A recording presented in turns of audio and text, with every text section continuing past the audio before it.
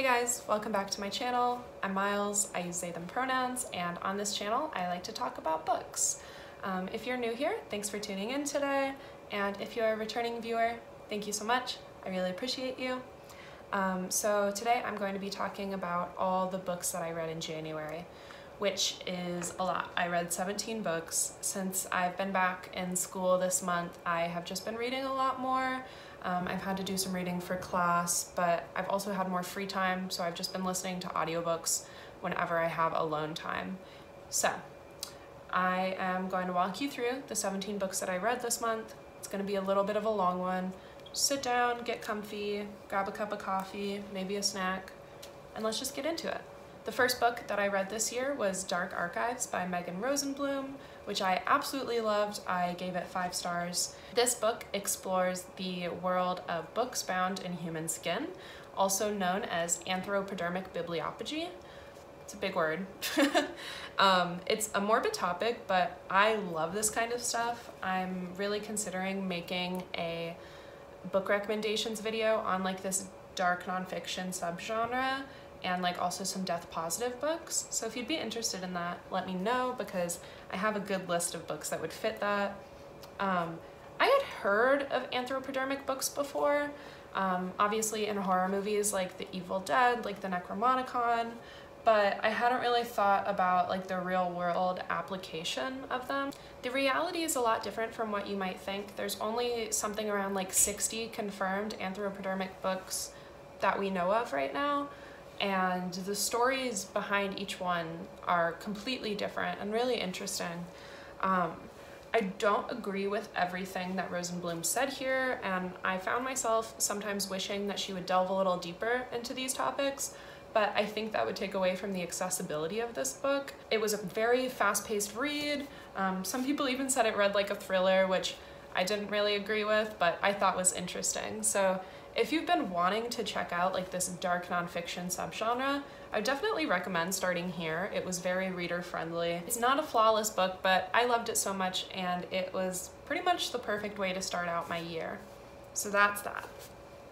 Next, I read Tender is the Flesh by Agustina Bazterrica. I fucking hated this book. I gave it 2 out of 5 stars, and honestly, that's a generous rating. It is about a world where a virus infects all of the like livestock in the world and makes it so we can't eat them anymore. So instead, as you would imagine, that we just adapt with all of the meat alternatives that we have nowadays, no.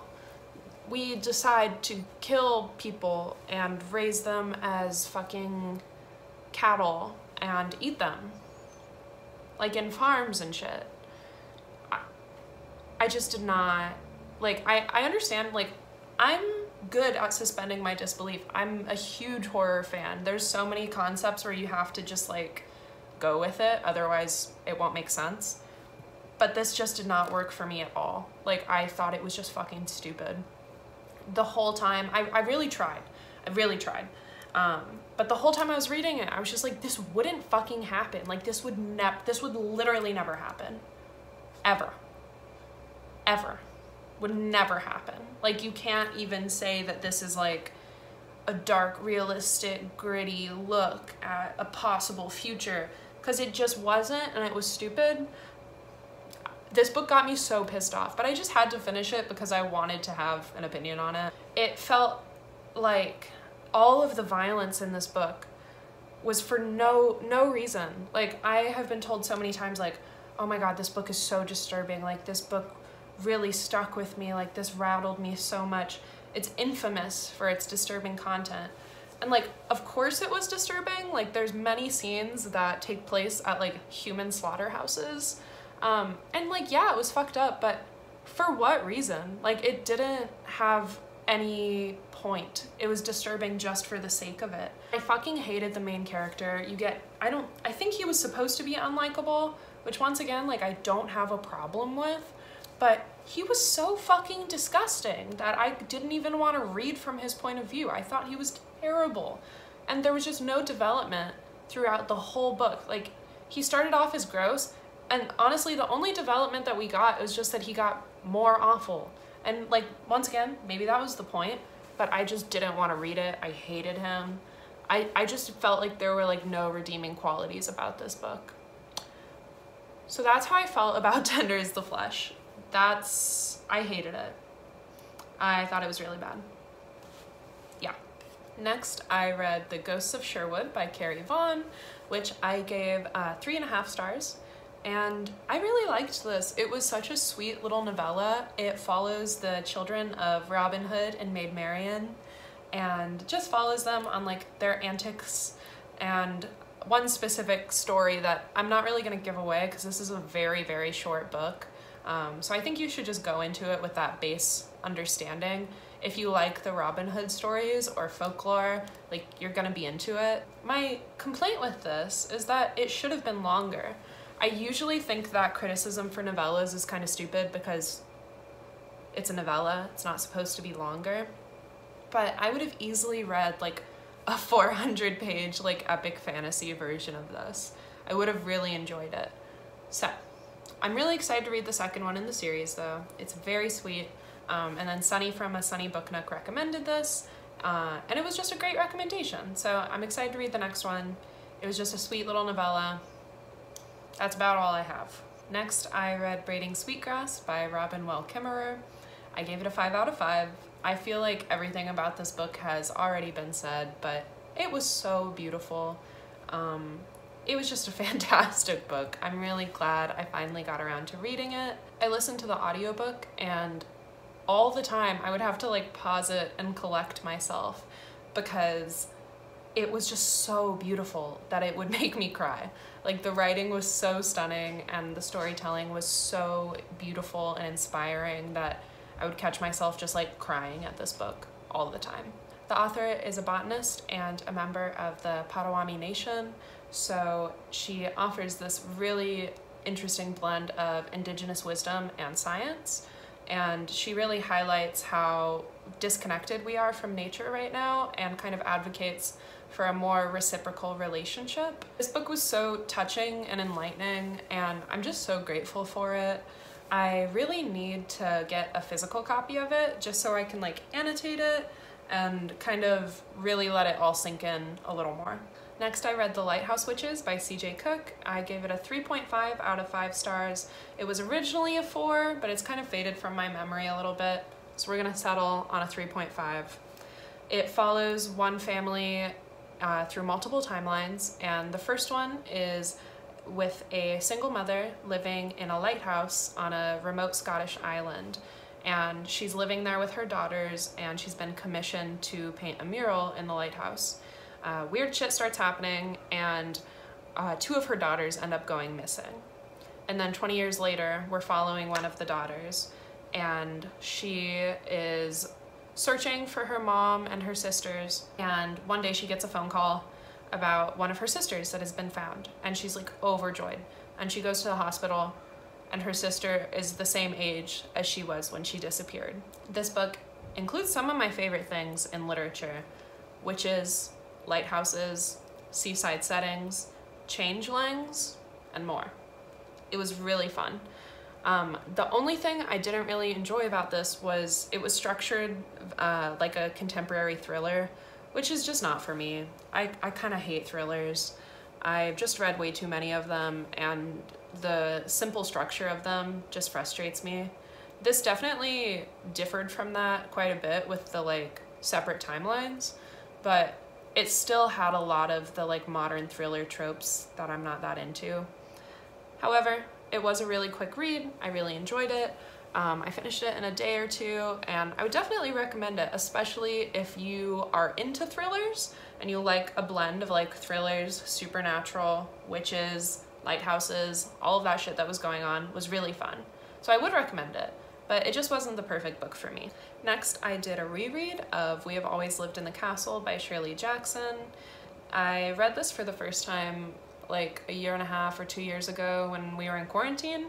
And I gave it a 3 out of 5 because I thought it was boring. This time around, I gave it a 5 out of 5. I really, really, really enjoyed it. I think the first time I read it, I didn't really understand what Gothic novels were. Now I've been in college for a couple years. I'm studying English. I've studied Gothic novels, and I appreciate them a lot more. It follows Mary Cat Blackwood, who lives on her family's estate with her sister and her uncle. The rest of the family died a few years ago in a mysterious poisoning that happened at their dinner table one night, where only 3 of them survived. Since then, they have essentially been banished from the nearby town because nobody wants to associate with them because they all think that somebody did it in the family that's still alive, obviously.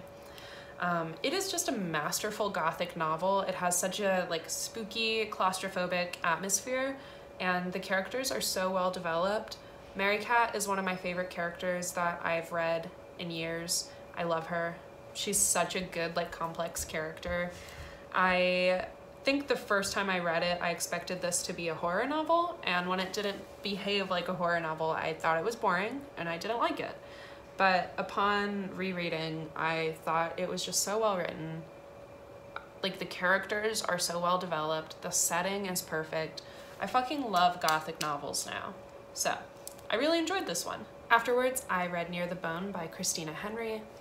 Once again, I originally gave it a 4, and upon consideration, I've dropped it down to a 3.5. It just didn't hold up to the same standard and staying power as the other 4-star books have on this list. This has been really, really hyped up on the horror side of BookTube, so I was excited to check it out. And I did really enjoy it. It follows Maddie, a young woman who lives in a super, super secluded cabin in the mountains with her husband. And she hasn't seen another person in years. She doesn't even remember a time before the cabin, so her past is very shrouded in mystery. One day she finds a mutilated fox in the woods, and she starts to realize that they're not alone on this mountain and that there's a monster in the woods. I love a good creature feature, so this was really, really fun for me. The atmosphere was so good. I love a good snowy setting. Once shit hits the fan too, it is an addictive read. You have to keep reading to figure out what's gonna happen. I will say that there's a huge trigger warning in here for abuse. I do love stories that handle real life horror with supernatural things as well, and I thought this story did it really well. It was a good story, but it's just not gonna stick with me that much. Next, I read From Here to Eternity by Caitlin Doughty. This was the last book that I've read by Caitlin Doughty. I've read her 2 other books, and I really loved this one as well. I rated it 4 out of 5 stars. She goes around the world to examine different death practices and kind of contrasts that with America's fear of dead bodies. And it's really interesting. There's practices from around the world such as funeral pyres, sky burials, and Bolivian natitas, which are human skulls that are preserved and decorated with hats and flowers and sunglasses. And during festivals, they even light cigarettes and put them in the skulls' mouths. That was one of my favorites. I thought that was really cool. I'm really fascinated by how America's fear of death contrasts with other cultures around the world, so I really enjoyed this book. Once again, it's part of that dark nonfiction category, and if you are looking to get into that, this is another really good place to start. Next, I read The Picture of Dorian Gray by Oscar Wilde, and I really enjoyed this one. I rated it 4 out of 5 stars. I have been trying to get into classics lately. I've just felt very called to them. Honestly, I think it's from watching Emmy's channel and Dakota Warren's channel. They're just making me want to check them out more. And this was a really good place to start. I read this really quickly. I've had problems with classics before. I just haven't been able to really get through them because it's just difficult for me. But I read this in a weekend, which I know it's kind of short, but I was really proud of myself. It follows Dorian Gray through an increasingly hedonistic life. He is cursed by this painting that holds all of his sins for him, so he never ages, but the painting does. The horror elements weren't as strong as I thought they would be, so it was a little disappointing, but I also wasn't that bothered by it because it was a really entertaining book. If you are looking to start with classics, I think this would be a really good place to start. I just felt like it was really easy to read. Also, thank you to my sweet friend Grace once again for buying me this lovely copy. After that, I read Sex and Rage by Eve Babbitt. and I am currently obsessed with Eve Babbitt's. I've only read 2 of her books. I just finished another one of hers a few days ago, so it won't be in this wrap up. But I haven't read her like most popular best books yet. So right now it's more of a current like fascination with the author than her work. She was a Hollywood socialite in the 60s and 70s that like knew everything about everyone and like knew all of these figures before they were famous. And she was just so fucking cool. This book seemed heavily based on her life, but it was kind of hard to figure out what was real and what was fictional. It follows Jacaranda, who is a young woman that grew up in LA. It follows all of her exploits, which include surfing, relationships with married men, and eventually becoming a Hollywood socialite. Living the fucking dream. She's so cool. The writing is very like dreamlike and witty, and it has so much personality into it. It just feels like you're sitting down across from Eve Babbitt's and she's telling you like these crazy fucking stories. And I really liked that. Her voice is so unique. I wasn't super engaged in the beginning of this, but it did really draw me in after a while, just with its beautiful writing and it's such a good description of place. I'm really excited to read more of her work because I just love her. Like, I just fucking love her personality. Even though this was only a 3.5, I loved it. I don't know. It just didn't have that much staying power for me. Like, I know her style is going to stick with me, but the book itself won't. So yeah. Next, I read Lullaby by Chuck Palahniuk, which I rated a 4 out of 5. This book was fucking crazy. It was a wild ride. I read it with my friend Kai for our book club that we started in January, and it was really fun to kind of tear apart and discuss, and it made me like it a lot more. It follows a reporter who's investigating sudden infant death syndrome for an article. He responds to some calls with paramedics, and at each scene he finds that the dead child has been read the same poem from this book of children's poetry and songs. The rest of the book is like this quest to destroy all copies of this book with the song in it. But it's so much more than that. It's fucking crazy. Like, I can't even tell you all of the weird shit that happens in here. It's a very good blend of satire and horror that was really fun to read. All of the characters in this were insane. Like, so bizarre. I don't think there's a single likable character in this book, but that was kind of the point. I've heard that that's kind of what Palahniuk's books are like. But I really enjoyed this one. It was really fun. It was just a wild ride to go on, and I would definitely recommend it. I don't know to who. I don't know who would read this, but if it interests you, you should check it out because it was just an experience. The next book, which was probably my most disappointing read of the month, was The Midnight Library by Matt Haig. I rated it 3.5 stars, which sounds okay, but for the first like 3/4 of this book, I thought it was gonna be 5 stars. It was cheesy, but I was just accepting that and enjoying it. Of course, I love anything with a library in it, so it kind of won me over with that. It follows a woman who is very depressed, and after a particularly awful day, she decides to end her life. And she wakes up in the Midnight Library, a place where each book is a life that you could have lived. And she gets to step into each life and figure out, like, kind of see how her life could have gone differently if she made different choices. And the first 3/4 of this book, like, it was cheesy, but I found it genuinely insightful, beautiful, and it made me cry a lot. I was already having a bad day, so maybe it kind of preyed on that a little bit, but it did make me cry, which is impressive. Usually if a book makes me cry, it gets a 4 to 5 star rating. The last few hours of this audiobook just really fell apart for me. It suffers from what I like to call New York Times bestseller syndrome, which is almost like when a movie is trying so hard to win an Oscar that, like, you can tell and it ruins the whole experience. That's what this did. By the end of it, it just devolved into Pinterest quotes and turned into like a self-help book that was trying to tell me what things that I already knew. The main quote from it, "The only way to learn is to live." Like, shut the fuck up. Okay. Like, you can tell that the author just like thought of that line one day and he was like, that's it. that's the book. He repeated that shit so many times. Like, we get it.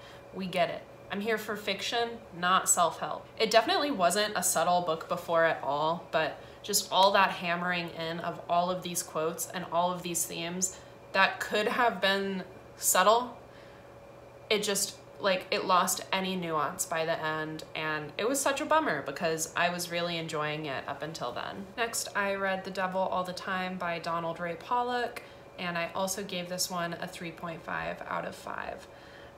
It's tough because this was also pretty disappointing. I really liked a lot of things about the story. Like, I loved a lot of things about this. It had a very distinct narrative voice, which was just like this southern old man sitting you down to talk to you about a story. Loved that shit.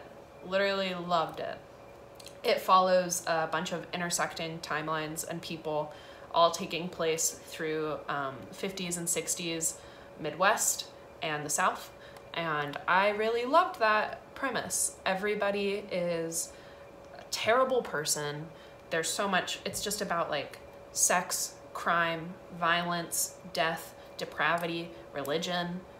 Loved it. Very like Southern Gothic vibes. However, trigger warnings for just about anything you can think of.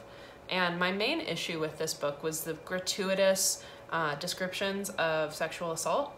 It just felt really unnecessary. Like, you could have made me hate these characters. You could have had these same plot lines without these descriptions. That was my same issue with the movie as well. And for both things, it knocked them down a whole star for me because I just didn't think it was necessary. This did remind me of True Crime by Samantha Kolesnik. So if you liked that book, I would recommend checking this out. But honestly, like, I hate to say it, I feel like I never say this, but like, you're better off just watching the movie. Next, I finally finished Disfigured by Amanda Leduc, which I have been meaning to finish for months and months. I ended up reading it for my independent study, so that was the perfect opportunity to finally get done with it. I really, really loved this book, even though it took me so long to read. In Disfigured, Amanda Leduc examines classic and modern fairy tales through a disability lens, and she kind of finds that any fairy tale you can think of has disability and disfigurement portrayed in a negative light, and that was really interesting. However, I did only give it a 4 out of 5 stars just because of some personal things. I'm disabled, I'm hard of hearing, I wear hearing aids, I have been my whole life. So I'm not new to the world of disability activism and theory. A lot of the conversations here felt pretty entry level. So for me, it wasn't the perfect read. I was also looking for more analysis of classic tales, and instead she focuses on a lot of Disney and more modern interpretations and how that affects our current pop culture, which I think is very valid. I think it just wasn't exactly what I was looking for. I do think that, honestly, like, everybody should read this, specifically able-bodied people. I think it's a very important read to kind of make you see media differently. Disabled people do not get enough representation, especially right now during the pandemic. And I think this is a very important read for that. Leduc also intersperses her own experience growing up with cerebral palsy and how a lack of representation really affected her in the media she consumed, which was mostly Disney films. And I really related to that, so I really enjoyed that as well. I liked the like academic and personal sides of this book. If you are able-bodied, you should read this book, especially if you like fairy tales, especially if you liked Disney as a kid. The lessons that this book teaches you, you will be able to apply them to pretty much any media that you consume, and I think it's a very useful book. Next, I read Blue Nights by JOAN, which I gave 2 out of 5 stars. It is similar to My Year of Magical Thinking, in which she has written it right after her daughter died. And it's very fucking heartbreaking and it's very sad, but my main issue with this is that it just felt way too personal to publish. It felt like you're reading like a long journal entry. I felt like DIDION was just tormenting herself with all of these descriptions and analysis of times when she failed as a parent and all of this like, what did I not notice, and all of those kind of things. And it just hurt to read. It felt like nobody should be reading this. It felt like this should all be a private matter. At one point, she also went on this rant about privilege, like how it doesn't matter that her daughter was privileged, and how even though she grew up in a mansion, like, who are you to say that she didn't have a normal childhood? And I don't really have any stakes in that matter. Like, that was just not the right place for this argument. You're mourning your daughter and you're already defending the criticism that probably no one's going to say because it's not applicable to this book. It was very uncomfortable to read. I'm excited to read more of Didion's work, but I did not like this at all. Yeah. Next, I read Daddy by Emma Cline, which I gave 3.5 out of 5 stars. I have read The Girls by Emma Cline, and I really, really enjoyed it. There's a lot of similarities here with The Girls. You can tell that her main interests are fame, cults, and like Hollywood hedonism, which are all really interesting topics that I really enjoy, and they were all explored in each story in some way or another. But my main issue here was that they all just kind of blended together. She developed the characters really well in such a short amount of time, and the setting was all really great. Like, a lot of really good development in such a short period of time, but it just, like, they all kind of blended together and none of them really stuck with me. They were all really well written, but just once again, like I've said this a few times, just didn't have much staying power with me this month. I am excited to read more by Emma Cline though, and honestly I've been wanting to do a reread of The Girls lately because I feel like if I reread it, it might be a 5-star book. I just really enjoyed that one. The last thing I read this month was This Thing Between Us by Gus Marino. This ended my month on such a good note. This book was so fucking scary.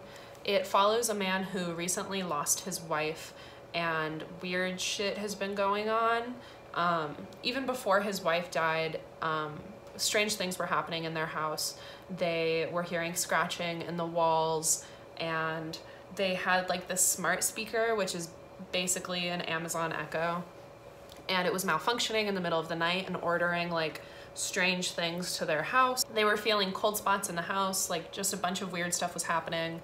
And then his wife passes away, and it drives him to go away to a secluded cabin in Colorado, and shit just hits the fan from there. This book was really crazy, and I really enjoyed it. I thought it was really well done. There were so many terrifying moments. It is a really original horror story, but it also pulls a lot of tropes and does really interesting things with them.